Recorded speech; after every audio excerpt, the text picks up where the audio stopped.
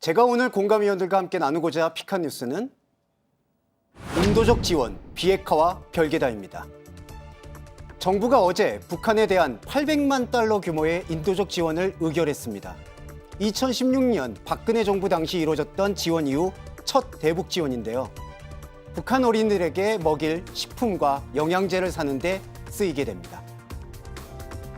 정부 들어와서 이런 국제기구를 통한 그 당국 차원의 대북 인도적 지원 이번이 처음인 걸로 그렇게 알고 있습니다. 또 국제기구와 협의를 거쳐서 집행이 되겠습니다만 통상적으로 워킹데이 기준 한 3, 4일 정도 그렇게 걸리는 걸로 알고 있습니다. 우리 정부가 국제기구에 현금을 보내면 두 국제기구가 북한에 필요한 물자를 구해서 보내는 식인데요. 이런 인도적 지원은 진작 이루어졌어야 했다는 평가가 많습니다. 다만 한국당 등 일각에서는 부정적으로 평가했는데요. 문재인 정부가 북한 핵 위협이 여전한 상황에서 항복 시그널로 800만 달러 지원을 한다는 주장입니다. 북한 비핵화는 필요하지만 인도적 지원은 별개로 취급했으면 하는데 공감위원들의 생각이 궁금합니다. 이 문제에 대해 함께 이야기 나눠보고 싶어 픽해보았습니다.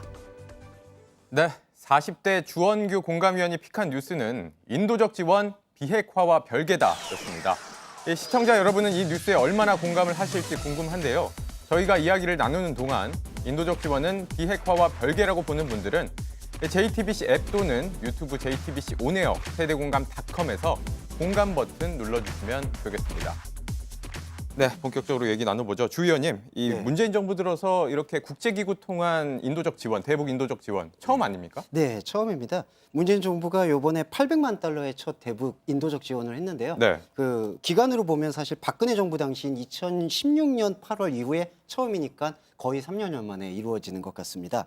그 용도를 한번 살펴보면 800만 달러 중에 450만 달러는 그 WFP 세계 식량 계획, 네. 그다음에 350만 달러는 유니세프에 전달하는데 그 세계 식량 계획은 북한 타가소 등의 영유아, 임산부 등에게 영양 강화 식품, 그다음에 350만 달러는 유니세프가 북한 아동 임산부에게 치료와 의약품 지원하는 데 사용될 걸로 알고 있습니다. 그러니까 정부가 해당 기관들의 돈을 송금하면 그걸 이 WFP나 이런 기구들이 네. 이 북한 쪽으로 전달을 하겠다. 네, 뭐 이런 그러니까 얘기인 현금 거군요. 직접 방식이 아니라 이제 그거를 식량과 의료품으로 이제 전달하는 방식으로 네. 알고 있습니다. 오은 의원님, 그만큼 지금 북한의 식량 사정이 좋지 않다 이런 얘기겠죠?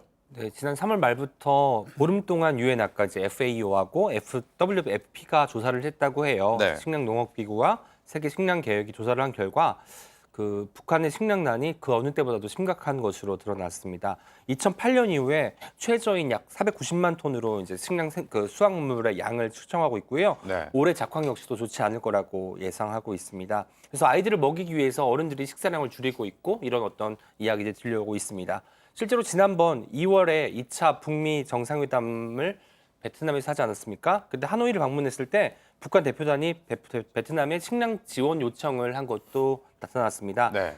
식량 30만 톤을 차관 형식으로 지원해달라고 요청했고 베트남 측에서는 긍정적으로 파악하고 있고 이거에 대해서는 어떻게 이제 지원을 하게 될지 결정이 난 바는 아직은 없습니다.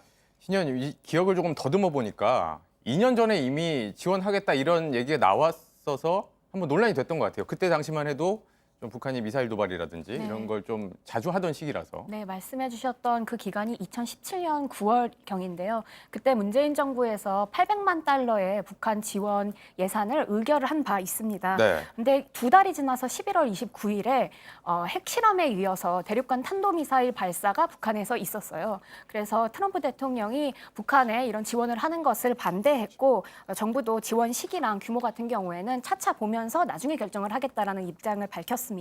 근데 앞서 오은 위원님께서도 말씀해 주셨지만 네.